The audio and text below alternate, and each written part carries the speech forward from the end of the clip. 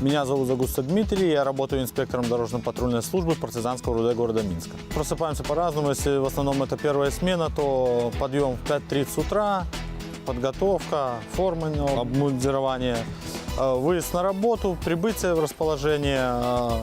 Ну, естественно, заступаем мы в 7 утра, наш рабочий день начинается, но перед этим проходит развод, на котором доводят всю необходимую информацию, проходит вооружение, и в 7 утра мы заступаем на службу.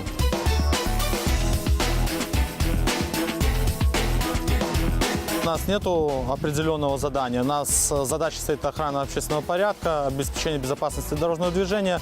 Ну, при необходимости могут поступить планы по каким-то мероприятиям, таким как сопровождение детей в лагеря, то есть беспрепятственный проезд автобусов с детьми, и чтобы безопасно проехали.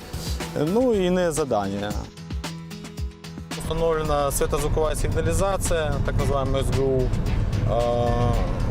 которая помогает нам, так скажем, преследовании автомобилей, остановке автомобилей. Подается звуковой сигнал, включается световая звуковая сигнализация.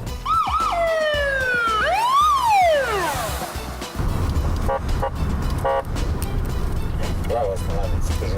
Каждому человеку необходим свой подход, скажем так. Где-то человек может быть обеспокоен больше, его надо подбодрить.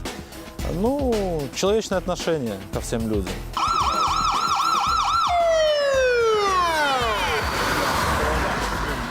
С детства хотел стать милиционером, даже на записях в детском саду и в школе в младших классах.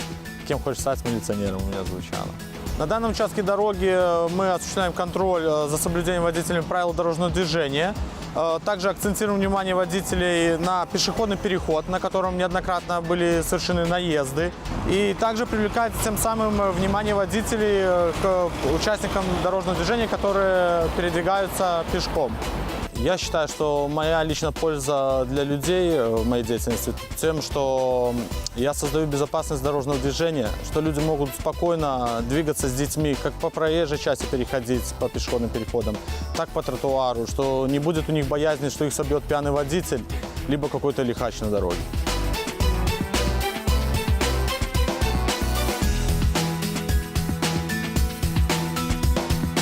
Я люблю свою работу, потому что она делает утро моей страны добрым.